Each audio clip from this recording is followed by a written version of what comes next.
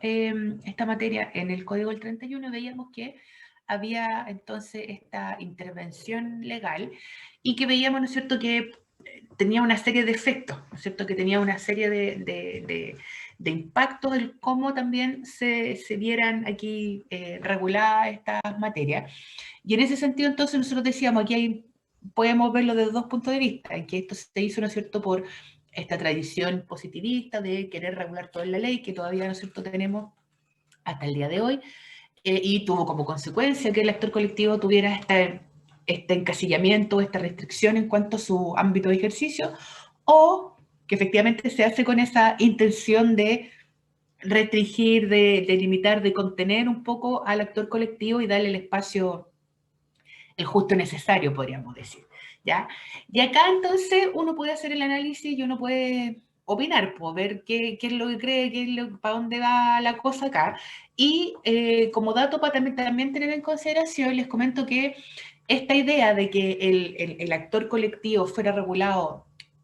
restrictivamente, rígidamente desde la ley, no es una idea nueva, no es una idea única que haya ocurrido en nuestro sistema jurídico, sino que además obedece un poco a la tradición de regulación de estas materias en los países latinoamericanos en este momento, ya salvo la excepción que siempre es Uruguay, que tienen otro tipo de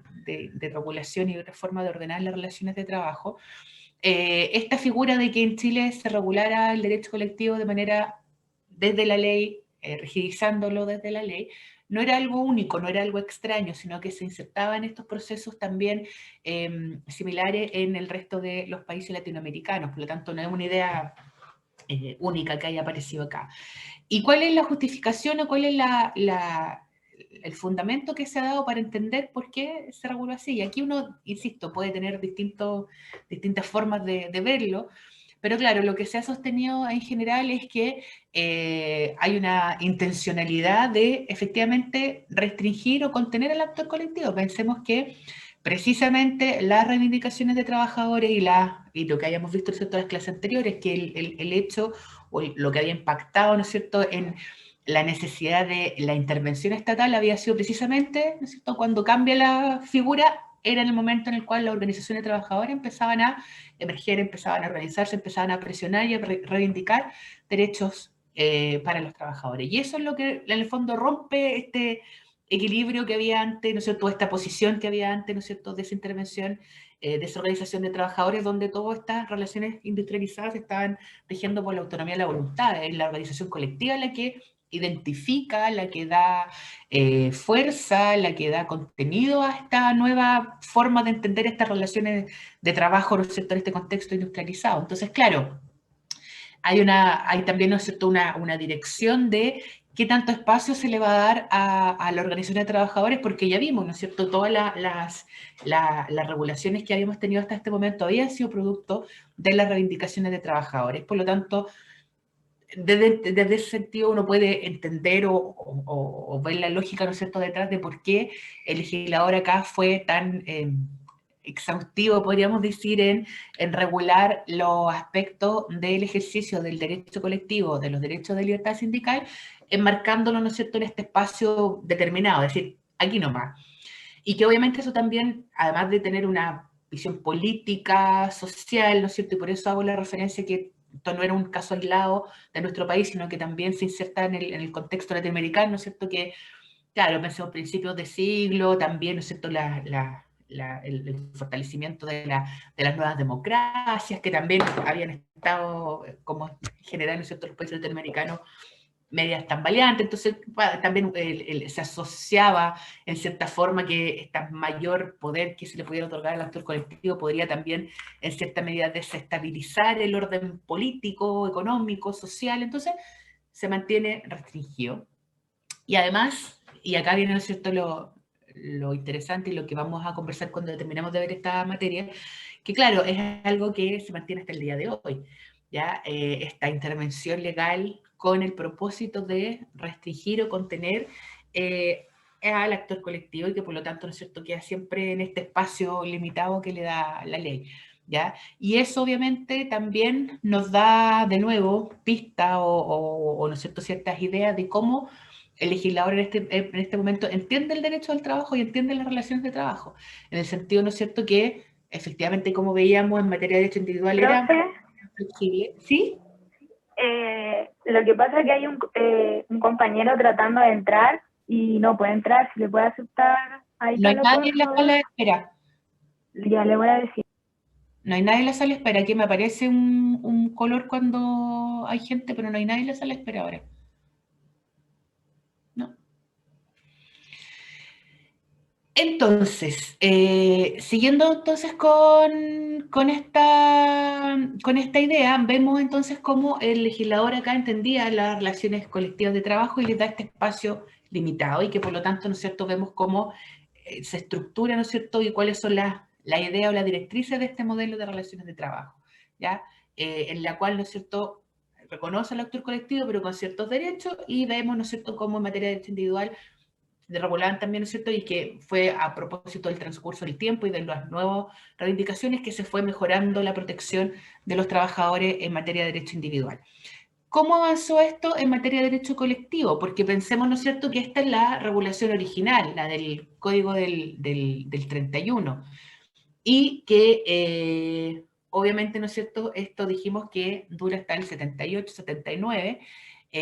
y que por lo tanto ahí harta agua bajo el puente corrió, ¿no es cierto?, harto fenómeno, proceso político, económico, histórico ocurrir en nuestro país, y cómo esto fue impactando las relaciones de trabajo. Y en ese sentido, entonces, hay que señalar que a pesar de esta regulación restrictiva desde del actor colectivo, desde la ley, sí hubo un reconocimiento progresivo de las organizaciones de trabajadores, es decir, a medida que se iban eh, formando nuevas organizaciones, ¿cierto?, iban aumentando su poder y sobre todo organizaciones de trabajadores más transversales. Ya habíamos comentado, ¿no es cierto?, la FOCH, que era del 2012, la Federación Obrera de Chile, la Central de Trabajadores de Chile, que es de la década del 30, y la CUT, que es la Central Única de Trabajadores, que si bien se crea en el 53, recién el año 72 se le da personalidad jurídica y se le quita el 73, y que por lo tanto, ¿no es cierto?, en la práctica, en los hechos, a pesar de esta regulación más bien restringida desde el punto de vista legal, en los hechos, ¿no es cierto?, y producto de los movimientos sociales y políticos, el actor colectivo igual fue aumentando, fue reconociéndose progresivamente el actuar de estas organizaciones. Y además, ¿no es cierto?, esto tiene mucho que ver con otros procesos históricos y políticos y económicos que se dieron en el país y que también influyeron en las relaciones de trabajo y especialmente en derecho colectivo. Aquí yo puse algunas leyes que tienen incidencia en esta materia. Por ejemplo, la ley de estatuto de trabajadores del cobre, que es del 56. ¿Y cuál es el origen de esto? ¿Por qué en esta época, ¿no es cierto?, es relevante eh, regular de cierta manera o en particular las relaciones de los trabajadores de este tipo de minera? ¿Alguien se acuerda qué pasaba con el cobre en esas décadas? Historia, así que si no se acuerdan no pasa nada, pero esto es como para ponerle un poco de trivia a la clase. ¿Alguien se acuerda qué pasaba con los procesos de minero y del cobre en particular en esas décadas? ¿Les suena algo? Lo querían nacionalizar. Ya, ¿no es cierto?, los procesos de la nacionalización y después de la chilenización, ¿no es cierto?, del cobre, y que precisamente, ¿no es cierto?, recordemos qué es lo que había ocurrido con la industria minera en las últimas décadas. Recordemos, ¿no es cierto?, que nosotros nos habíamos quedado en que finales de 1800, principios de 1900 eran el boom, la salitrera, ¿no es cierto?, las minas de carbón, y que ahí se habían concentrado los centros urbanos y los núcleos de trabajadores industrializados, pero sabemos que después eso se fue dejando, ¿no es cierto?, por distintos eventos, ¿cierto? Recordemos lo que pasó con el salitre, cuando inventaron el salitre artificial, hasta ahí nomás llegaron, y eso, ¿no es cierto?, esas industrias se fueron desmantelando, la gente empieza a moverse de esos centros de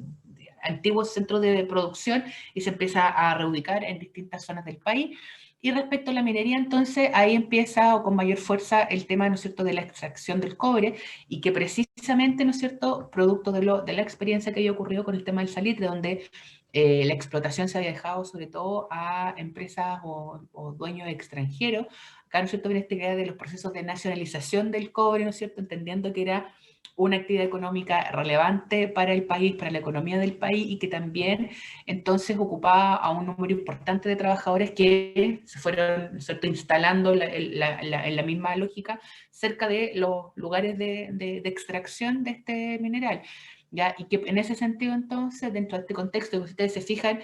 no tiene que ver necesariamente o en primer lugar por regular derechos de los trabajadores, sino que producto de este proceso económico, del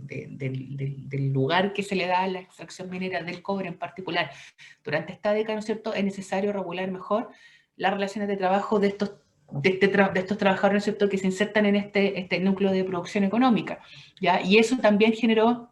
movimientos, también genera, ¿no es cierto?, nuevas organizaciones de trabajadores al alero de estas nuevas formas de extracción o de producción, en particular, ¿no es cierto?, del cobre. Por lo tanto, eso también va cambiando las dinámicas de cómo se van desarrollando las relaciones de trabajo en estos momentos, ¿ya? Y otra ley que también es relevante y que también tiene que ver con procesos económicos es la ley de sindicación campesina del 66, que se inserta también dentro del proceso de la conocida como reforma agraria. ¿Alguien se acuerda qué significaba esto? ¿En qué consistía la reforma agraria? Esta sí se tienen que acordar, esta era más... Seguramente esta la dieron con más detalle. ¿Nadie se acuerda? A ver, aquí veo... Ya, Sebastián dice, ¿no es cierto?, la distribución de las tierras, ¿ya? Y esto tiene un foco económico, ¿ya? Y aquí de nuevo, pongámosle un poco de historia para ponerle el contexto a esto. Recordemos entonces que hacia principios de 1900, ya hasta mediados del siglo, ¿no es cierto?, y nosotros decíamos, la actividad productiva industrializada se había concentrado en la minería, ¿ya? La actividad agrícola todavía estaba un poco más sumergida, un poco más oculta, y se desarrollaba de forma más artesanal, más manual, y que por lo tanto habían quedado como fuera de esta primera ola, ¿no es cierto?, de revolución industrial de principios del siglo, que solamente había afectado, ¿no es cierto?, en mayor medida a la actividad minera. Los trabajadores agrícolas todavía están como más ocultos, y eso también se debía a la forma a través de la cual se desarrollaba ese trabajo, ¿no es cierto?, en el sentido de que todavía, ¿no es cierto?, las relaciones que se daban entre quienes trabajaban en la tierra y los dueños de las tierras eran también una cuestión media de se ha dicho, ¿no es cierto?, incluso una especie de servidumbre, esta idea del latifundista, ¿no es cierto?, de la familia que vivía en el fondo y que toda la familia trabajaba ahí, que producía, ¿no es cierto?, labraba la tierra y se quedaba ahí, y que por lo tanto estaba concentrado en distintas, ¿no es cierto?, familias que eran los dueños de las tierras y los trabajadores que trabajaban, ¿no es cierto?, en estas tierras, y que por lo tanto en ese sector de trabajadores había quedado más oculto, insisto, como más en segundo lugar respecto de la actividad minera, que había sido como el auge del trabajo industrializado y donde habían surgido entonces las primeras demandas de trabajadores. En esta instancia todavía los trabajadores agrícolas estaban bajo esta lógica de no un trabajo industrializado y un trabajo más bien no de la idea de como del empleador, sino que la idea como del patrón, ¿no es cierto?, que tenía una implicancia que iba mucho más allá incluso en términos laborales. Ahora, ¿qué es lo que pasa también con los procesos de reforma agraria? Como dice Sebastián, ¿no es cierto?, esto viene inserto en una política mucho más amplia, que no tiene que ver necesariamente con materias laborales, sino que esto es mucho más grande y que se inserta, ¿no es cierto?, en esta idea también política, ¿no es cierto?, de mediados de siglo, con el tema, ¿no es cierto?, de la explotación económica, de mejorar, ¿no es cierto?, la situación económica del país, de la redistribución de las riquezas, también producto por nuevas ideologías también políticas, ¿no es cierto?, de los derechos de propiedad, de los derechos de las personas, etcétera. Y, ¿no es cierto?, desde un punto de vista económico en el cual, ¿no es cierto?, se empieza a evidenciar que este sector agrícola, que tradicionalmente había quedado como más en segundo plano, era una fuente de explotación importante que había que sacar, ¿no es cierto?, sacarle provecho para poder mejorar la economía. Y en ese sentido entonces viene esta idea de la reforma agraria, que lo que tiene como objetivo general, ¿no es cierto?, la redistribución de las tierras, como bien señala Sebastián, en el sentido, ¿no es cierto?, de que tenían que aprovecharse mejor los recursos naturales en ese momento, y viene todo un proceso, ¿no es cierto?, político, social, en el cual efectivamente, ¿no es cierto?, hay expropiaciones, se reparten de mejor manera las tierras, y de repente, ¿no es cierto?, estos trabajadores que antes, ¿no es cierto?, dependían de un fondo de una familia, ahora se les entregaba tierra para que ellos pudieran también dedicarse, ¿no es cierto?, al cultivo y también producir, ¿no es cierto?, y con esto mejorar también la actividad económica. Entonces, fíjense cómo esto, que es un proceso político, económico, básicamente cambia todo el panorama de cómo se estructuran las relaciones de trabajo en esa década. ¿Por qué? Porque aparece, de repente, no de repente, pero aparece, ¿no es cierto?, una nueva clase de trabajadores, un grupo de trabajadores, que son los trabajadores agrícolas, que tradicionalmente habían quedado fuera del panorama por los motivos que hemos conversado, ¿no es cierto? Y que incluso, recordemos que en el Código del 31 expresamente quedaban fuera de la posibilidad de ejercer derechos colectivos, de organizarse colectivamente, es decir, para estos efectos no jugaban para nada, digo yo coloquialmente, ¿no? Estaban fuera de la película, y que de repente aparecen, no solamente de forma rápida y de forma, ¿no es cierto?, potente, porque aparecen en un primer plano en este momento donde efectivamente todo iba centrado en el tema de la reforma agraria, y además de este rol preponderante, ¿no es cierto?, por el tema de la actividad económica, por el contexto político y social del país en esta década, pero también en cuanto a cantidad, en cuanto a número de trabajadores, porque efectivamente, ¿no es cierto?, y también lo que conversábamos en la clase pasada, que la actividad agrícola, ¿no es cierto?, también se extiende geográficamente, ¿cierto?, en un terreno considerable, en una extensión considerable de proporción del país. Entonces, también, ¿no es cierto?, estos trabajadores que en estas áreas estaban fuera de la luz de la regulación en materia laboral y por lo tanto no tenían un rol importante, pasan a tener no solamente un rol, sino que uno muy preponderante en la estructura, en la ordenación de las relaciones de trabajo, y aparecen, ¿no es cierto?, estos trabajadores. Y en ese sentido, también, ¿no es cierto?, dentro de esta nueva idea, nuevo orden, ¿no es cierto?, de cómo se estructuran las relaciones de trabajo, aparece necesario que los trabajadores agrícolas que tradicionalmente habían quedado fuera, al margen de esta regulación, también se les reconozcan los derechos que corresponden, ¿no es cierto?, al igual que al resto de los trabajadores. Y en ese contexto, entonces, se dicta en el año 66 la Ley de Sindicación Campesina, que permite precisamente que los trabajadores agrícolas puedan formar o integrarse a organizaciones sindicales, ya formar grupos de trabajadores, organizaciones de trabajadores, y no solamente se les reconoce este derecho, sino que también el espacio a través en el cual se podían organizar los trabajadores también es más amplio, porque la ley de sindicación campesina permitía que los trabajadores agrícolas se pudieran organizar en forma territorial, ¿ya?, por comunas o municipios. Entonces también eso permitía que ya no fueran la lógica, ¿no es cierto?, que veíamos de los trabajadores obreros de minería que se podían organizar a nivel de empresa, sino que los trabajadores agrícolas se les daba este espacio más amplio para poder organizarse a nivel ya más territorial, ¿ya? Con lo cual cambian las dinámicas de organización de los trabajadores y efectivamente emerge, ¿no es cierto?, este nuevo grupo de trabajadores de un área, ¿no es cierto?, que, insisto, tradicionalmente había quedado fuera o en segundo plano, y que ahora se pone, ¿no es cierto?, en primer plano absolutamente y con bastante poder en los hechos, porque además, ¿no es cierto?, estaban dentro de este contexto mucho más amplio que era el de la reforma agraria, y por lo tanto había también una cuestión de poder que es bien relevante también en estos sucesos, ¿ya? No sé si va quedando claro, ¿alguna duda hasta acá? Ya, entonces, ¿cómo cambia el panorama hacia ya fines del modelo? Vemos entonces cómo el Código del Trabajo del 31, en un principio, el derecho colectivo nace, ¿no es cierto?, restringido, contenido, producto de la rígida regulación legal, pero que los hechos, ¿no es cierto?, se va abriendo a propósito del reconocimiento progresivo del actor colectivo, que empieza a emerger, ¿no es cierto?, como por fuera también de las mismas regulaciones, es decir, a pesar de que la ley establecía cuál era el ámbito de acción, cuál era el ámbito de ejercicio que estos sindicatos podían tener, en los hechos empiezan a crecer la organización de trabajadores y con eso, ¿no es cierto?, también las presiones, las reivindicaciones de los derechos, hasta, ¿no es cierto?, llegar hasta hacia finales de los 60, donde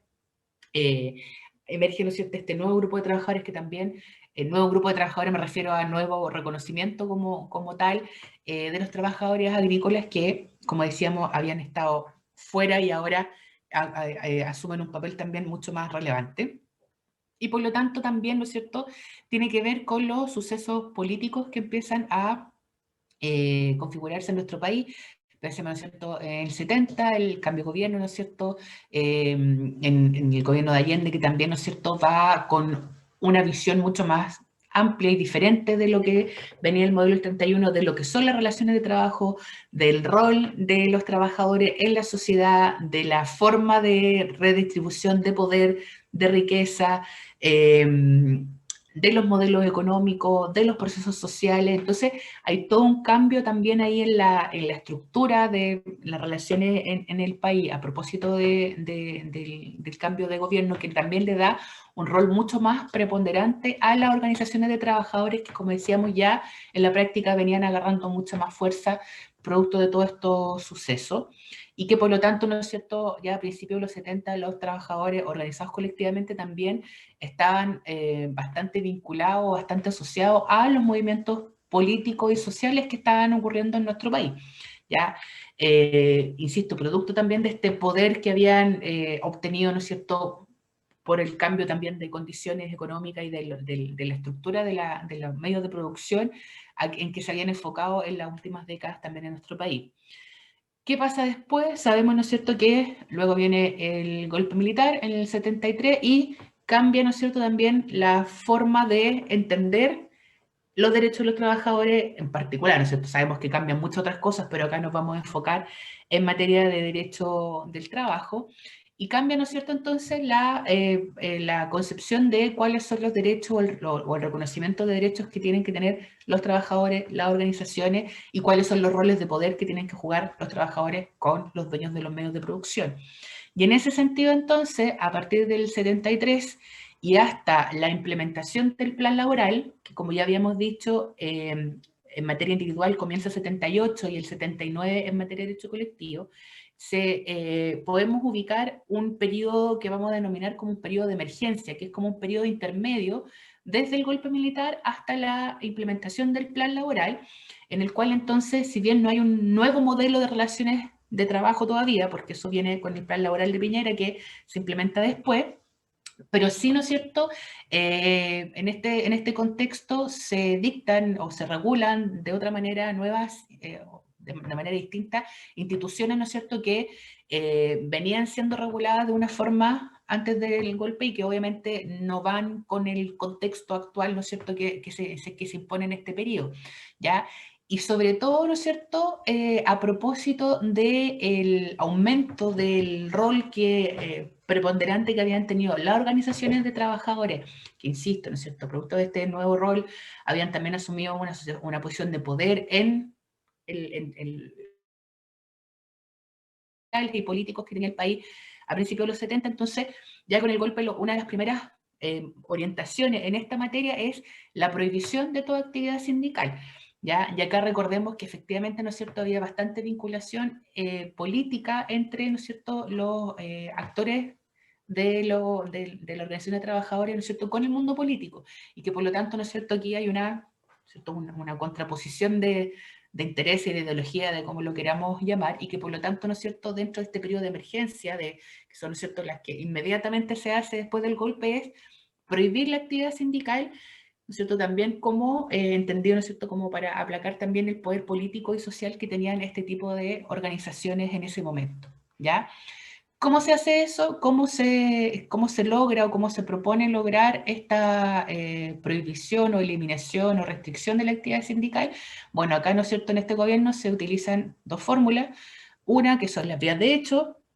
que no vamos acá a referirnos a ella, pero ustedes las conocen o las deberían conocer, ¿no es cierto? Es parte de nuestra historia y que, por cierto, ¿no es cierto?, hay bastante literatura al respecto que ustedes, ¿no es cierto?, pueden utilizar para informarse sobre este tema. Pero también, ¿no es cierto?, se utilizan vías de derecho, es decir, a través de estas normas de emergencia que adoptaron a través de la figura de los decretos leyes que se empiezan a dictar en este momento y que, ¿no es cierto?, nosotros nos vamos acá a enfocar en cuáles fueron estas normas de emergencia en materia de derecho al trabajo, que es lo que estamos viendo, ¿no es cierto? Entonces, acá insisto, independiente de las posiciones personales que cada uno pueda tener respecto a estos eventos que estamos comentando, ¿no es cierto? Acá objetivamente estamos analizándolo desde el punto de vista, ¿no es cierto?, de cómo efectivamente las organizaciones sindicales, ¿no es cierto?, no iban o eran contradictorias a esta nueva ideología que se implementa o que se trata de implementar a partir del golpe, producto, ¿no es cierto?, insisto, del poder y la vinculación que tenían las organizaciones sindicales a principios de los 70 con los movimientos sociales también, ¿no es cierto?, y el rol de los trabajadores, del modelo económico, de las posiciones de poder, etc. ¿Ya? Entonces, de ahí que uno pueda explicar en este contexto, en cierta forma, ¿no es cierto?, cuál es el objetivo de parar, de restringir la actividad sindical. ¿Y cómo se logra eso entonces? A través de las normas de las vías de derecho, que insisto son las que vamos a comentar un poco acá. Una de las primeras decretos leyes que se dictan en septiembre del 73 es para disolver la CUT, que habíamos dicho, ¿no es cierto?, que si bien se había creado en el 53, recién en el 72 se le da personalidad jurídica, y el 73 se le quita. Se suprimió toda forma de ajuste de remuneración, incluso vía de negociación colectiva, es decir, todos los beneficios que se podrían haber obtenido producto de las negociaciones colectivas que se estaban llevando a cabo en este momento, se dejan sin efecto.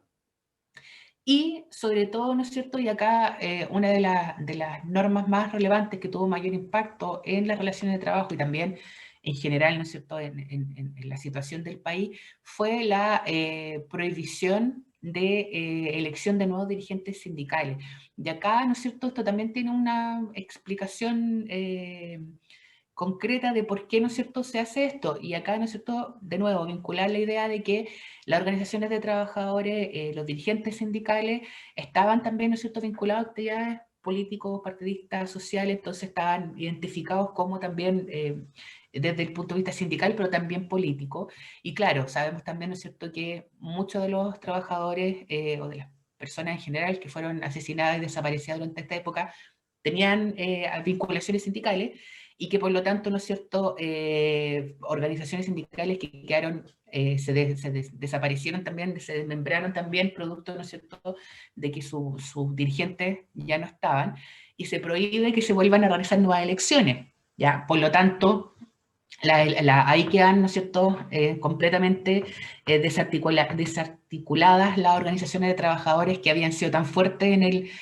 periodo, ¿no es cierto?, inmediatamente anterior, y que con esto, ¿no es cierto?, se desarman y se prohíbe que se vuelvan a reunir, ¿no es cierto?, a realizar nuevas elecciones de dirigentes. Ahora, obviamente, y aquí poniendo en el contexto, tampoco, ¿no es cierto?, era que se fueran a juntar para hacer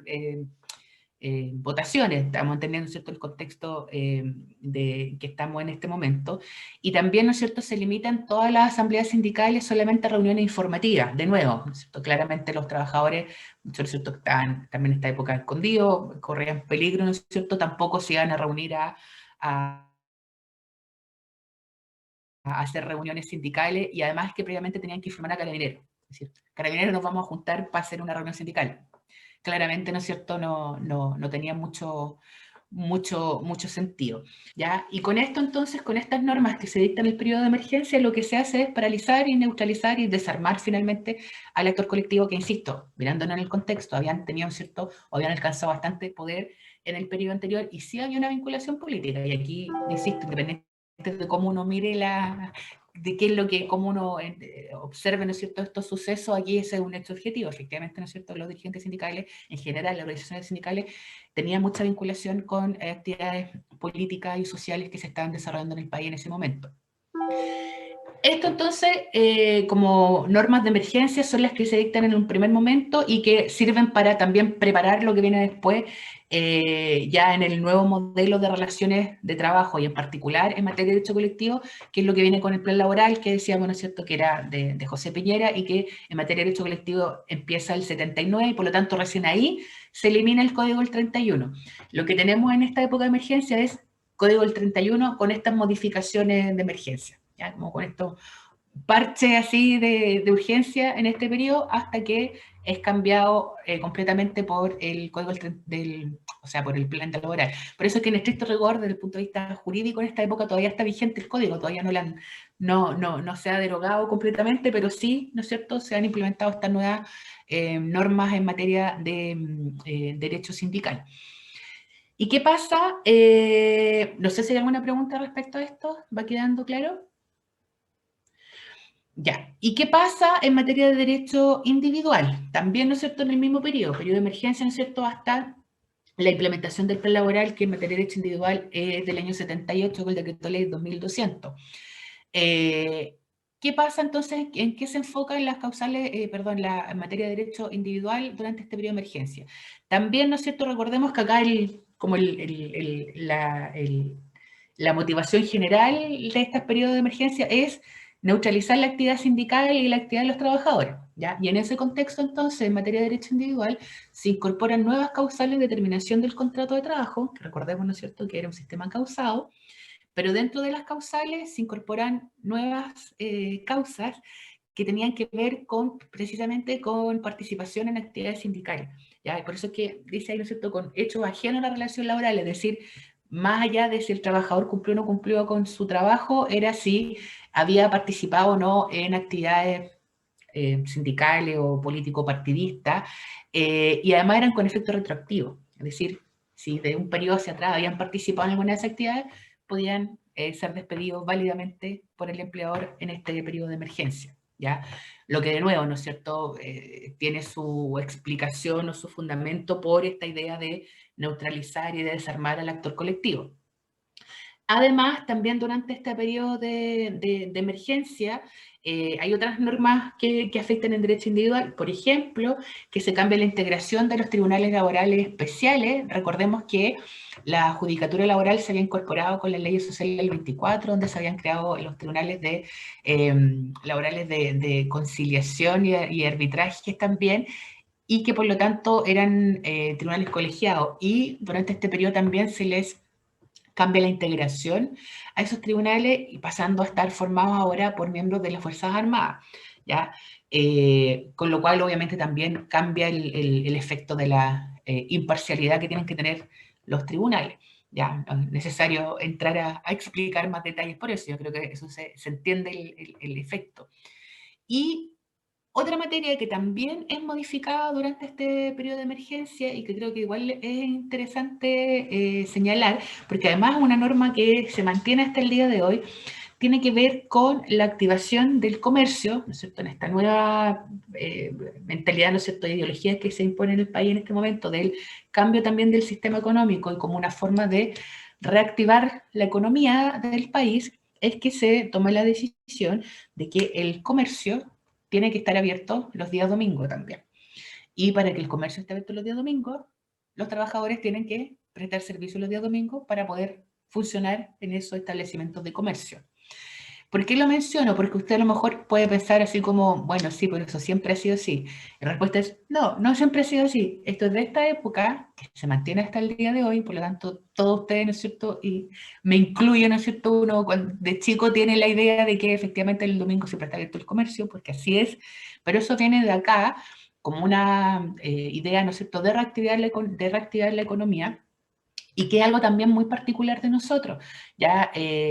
no en todos los ordenamientos jurídicos se permite que el comercio esté abierto los días de descanso, que coincide, ¿no es cierto?, que es el día domingo por motivos histórico, religioso, etcétera, ya que se entiende que ese es el día de descanso y que por lo tanto el tener abierto el comercio en general, ¿no es cierto? No estamos hablando de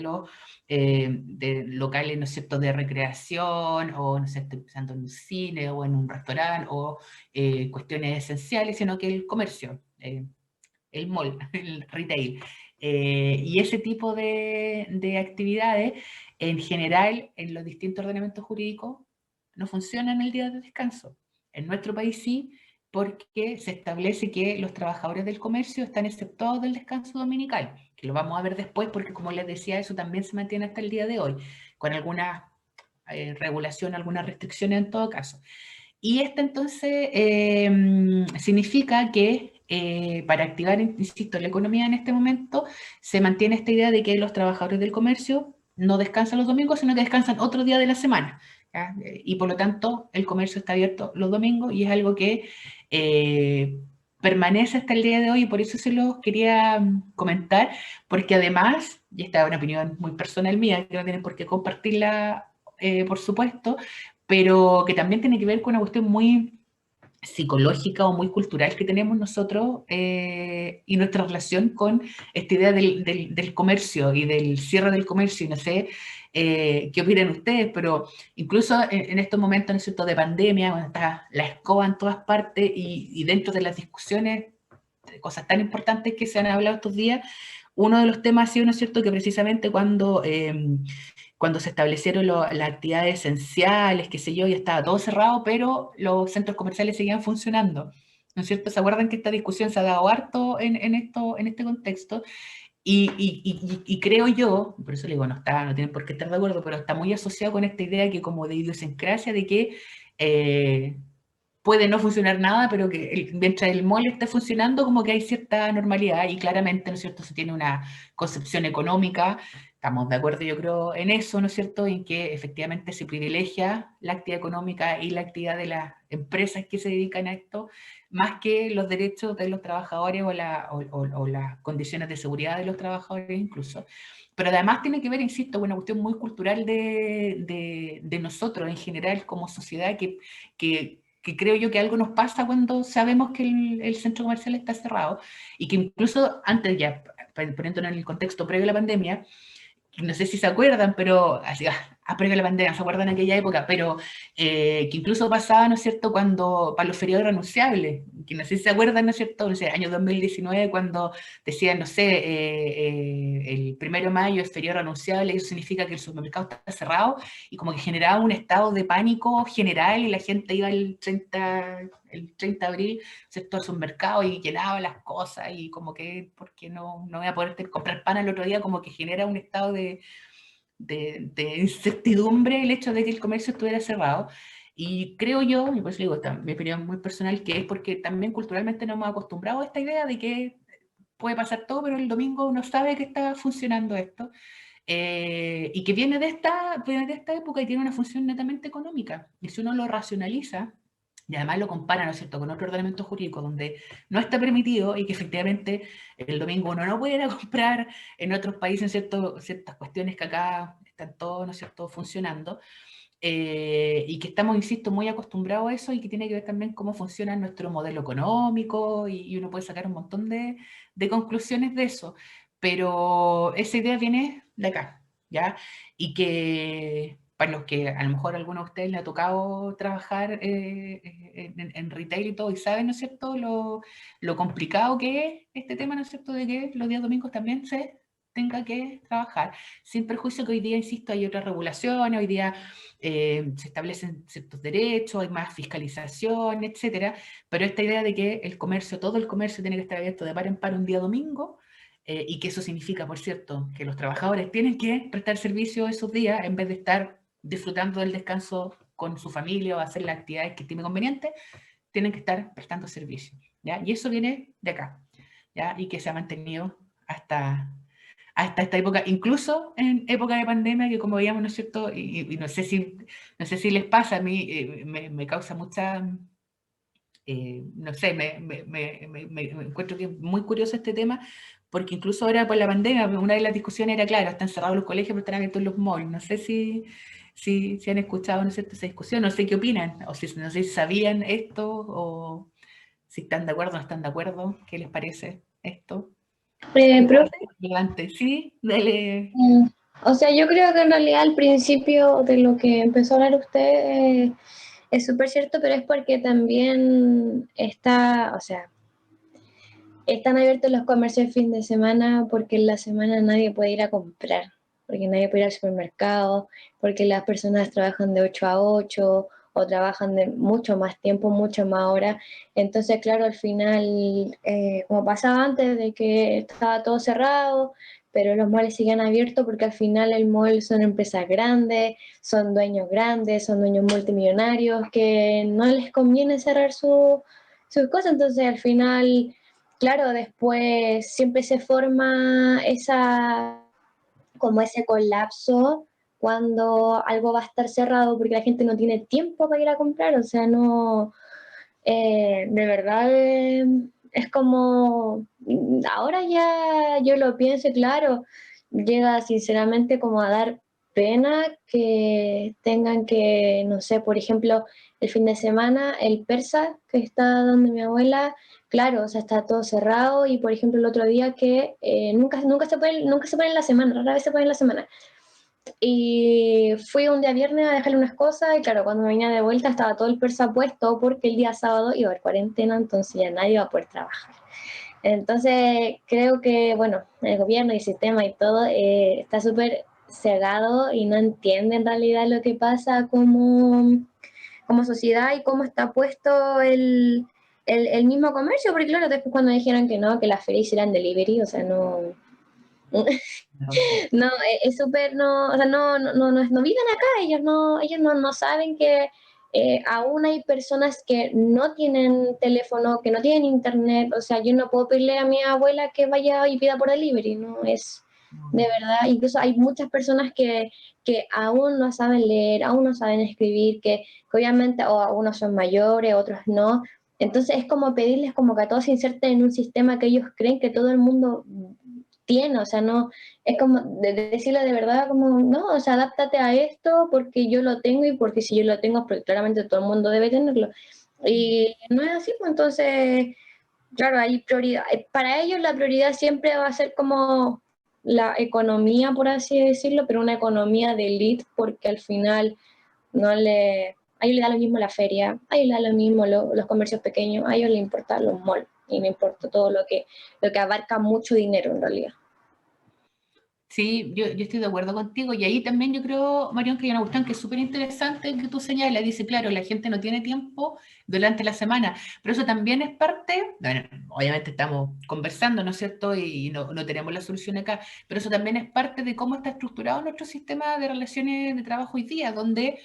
en general, ¿no es cierto? Sabemos que, y ahí uno puede echar a picar un montón, pero claro, porque uno trabaja mucho,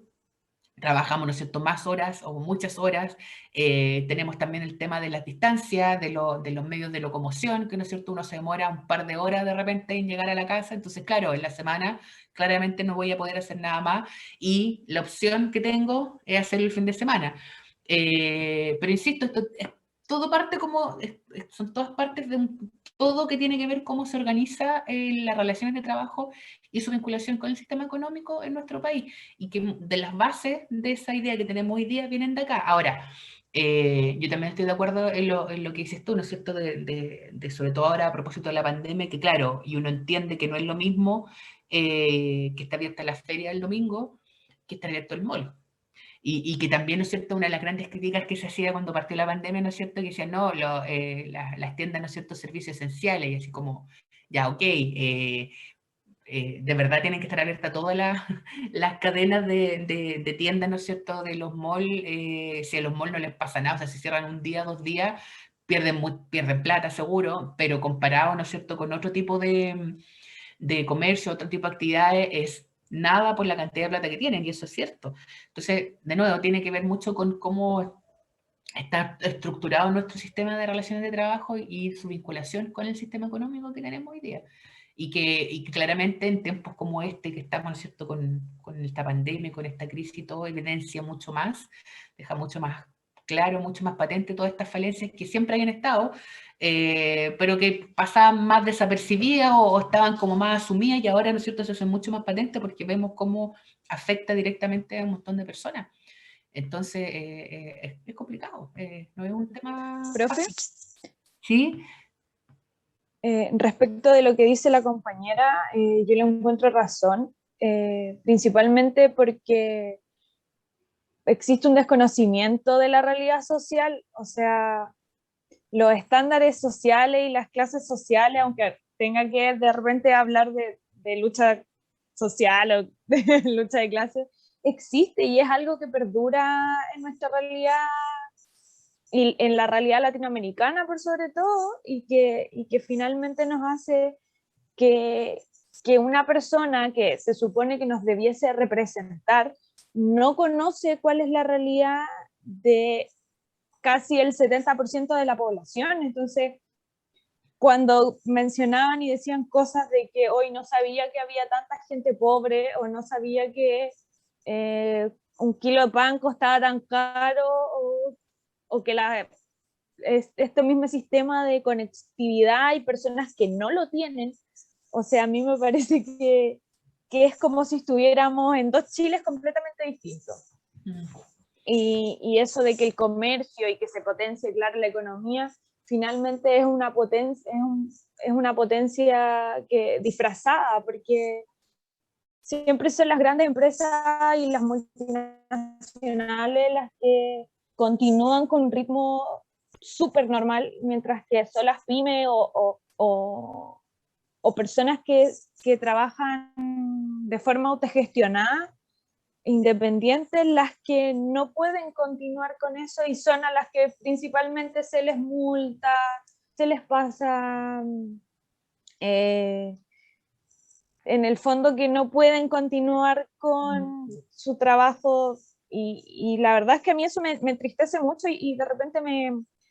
me descoloca, porque no entiendo cuál es el sentido social de protección que tenemos. O sea, finalmente queda en boga que no tenemos ningún sistema de cuidado ni hacia el trabajador, ni hacia la ciudadanía en general. No se está viendo cuál es la realidad de nuestro país, y se falsea con una falsa política de que somos un país en camino al desarrollo, que dentro de Latinoamérica somos el que tiene mejor estatus y mejor ingreso y mejor capacidad de crecer, pero ¿a costa de qué? A costa de pasar trabajando 24/7 y tener más una relación con los propios trabajadores que con mi familia, de no tener una vida laboral sana, un ambiente laboral sano, de trabajar y tener horas de traslado gigantes, y que ahora quizás en pandemia eso se ha disminuido, pero que aún así me siguen hostigando todo el día con trabajo online, con tener cierta cantidad de planificaciones, etcétera, y con un bajo sueldo. En mi caso, no quiero dar pena, pero, por ejemplo, a mí me están yo trabajo y remuneradamente, y a mí me están descontando casi el 30% de mi sueldo, porque ahora no me está pagando la empresa, sino que me está pagando la FC. Entonces hay un corte, porque todo ahora lo pagan por bono, por no sé qué, y esos bonos no los cubre nadie más que las empresas. Entonces, no sé, me da rabia, en verdad. Sí, pues yo creo que bien cierto lo que dice, y yo creo que, claro, y saliéndose un poco el tema, pero viendo, ¿no es cierto?, uno puede hacer varias conexiones, y que, claro, que evidentemente aquí la pandemia y todo lo que ha pasado ha servido como para enrostrar mucho más los problemas graves que tenemos y bien arraigados de cómo nosotros entendemos como sociedad las relaciones de trabajo con su vinculación con la economía, y cómo eso afecta al país, y cómo eso genera, ¿no es cierto?, mucha desigualdad, y que venía ya con el proceso del estallido, que claramente también fue un zamarrón para reflejar eso, pero que con la pandemia, ¿no es cierto?, se ha visto mucho más patente, y es lo que decía, ¿no es cierto?, la misma, que lo vamos a ver, ¿no es cierto?, también en su momento, esta misma ley, ¿no es cierto?, de protección del empleo, donde, como contabas tú, que claro, tú estás con la FC, solamente con tu contrato ahí medio suspendido, y que a quién más ha afectado económicamente esta pandemia, a las empresas chicas, pues, las que no han podido sobrevivir esto. En cambio, otras empresas que efectivamente no les pasa nada si cierran un par de días y no tienen necesariamente que exponer a sus trabajadores a que se desplacen, ¿no es cierto?, y que vayan a estos lugares y que atiendan gente en los malls, etcétera, o que incluso, ¿no es cierto?, pueden costear el mantener los contratos de trabajo de sus trabajadores, aunque los trabajadores no estén prestando servicio, y no lo han hecho. Entonces, claro, hay varios conceptos que están interrelacionados, ¿no es cierto?, y que claramente en momentos como este de crisis se ve lo mejor y lo peor de las sociedades. Pues ahora, y así tampoco para no ponerle la cuota de pesimismo esta semana, que además semana corta, para que no... Profe, Sí, profe, pero como en este tema, igual, si la gente no fuera al mall, porque no es un servicio esencial. Yo escuchaba la otra vez de una persona que dijo, nos van a cuarentenar, hay que ir a comprar ropa. Es una estupidez. Si la gente no fuera, se verían en la obligación, porque así como han utilizado métodos de presión como la huelga y todo eso, entonces, si todos no van, no es rentable abrir. Entonces, la misma gente que dice, no, pero es que se queja de que, ay, es que tiene que abrir, que tiene que ir a trabajar. La misma gente del mismo sector, porque no es gente de clase alta la que va a trabajar a los malls, es gente que necesita trabajar, que necesita movilizarse y todo, tiene que verse la obligación de ir por gente como los mismos que van a comprar. Entonces, también hay que verlo desde ese punto de vista, que nadie los está obligando, porque no son un servicio esencial, y es diferente un colegio. Por ejemplo, en mi caso, yo soy hermana mayor. Mi hermano no iría al colegio, porque mi hermano tiene asma, y encuentro que sí que es bastante extraño esto de que se abrieran los colegios y todas esas cosas. Siento que nosotros mismos, por ejemplo, mi hermana, de todo este tiempo de la pandemia, no ha ido al mall, no hemos ido a distintos lugares, pero no todos tienen esa conciencia de autocuidado. Entonces también ahí no hay como que culpar solamente a los grandes empresarios, porque por algo los grandes empresarios y tantas empresas están aquí, porque el chileno consume, incluso está consumiendo estupideces en el tiempo de la pandemia, y lo digo con razón y con fundamento, porque yo llevo toda mi vida trabajando en comercio. Entonces, yo me doy cuenta de las estupideces que va a comprar el chileno en tiempo de pandemia. Entonces, básicamente eso.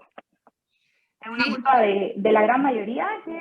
la persona tenga que ir a esos lugares. Sí, pero yo estoy de acuerdo contigo, Sigrid, y de hecho, precisamente eso era mi comentario inicial cuando les comentaba, ¿no es cierto?, de cómo el tema de abrir los domingos del comercio y que se origina en esa época, y esta relación que tenemos, y yo les decía, yo creo que una cuestión casi sociológica, cultural, de cuál es la relación que tenemos en general, y digo, tenemos así como en sociedad, o sea, yo en particular, no recuerdo, yo he estado en cuarentena casi todo el tiempo, pero me refiero al hecho de que como sociedad esa relación que hay con la actividad del comercio, que es una cuestión, creo yo, bien, no sé, no soy socióloga, no tengo los elementos para poder hacer ese análisis, pero me parece súper curioso, y por eso te decía yo también, pues esta idea de que lo mismo que decís tú, así como, van a cerrar el mall, tengo que ir a comprar, no sé, pantalones, ¿de verdad? ¿De verdad tienes que arreglarte eso? ¿Y por qué? Porque claro, si uno lo racionaliza, y ojo, que cada uno puede comprar lo que quiere, si aquí no estamos tampoco haciendo ningún tipo de juicio, estamos solamente analizando, ¿no es cierto?, los elementos. Pero ¿por qué se crea esa necesidad? Y que uno puede decir, ok, porque es, no sé, por el sistema capitalista, el consumo y todo. Estamos de acuerdo.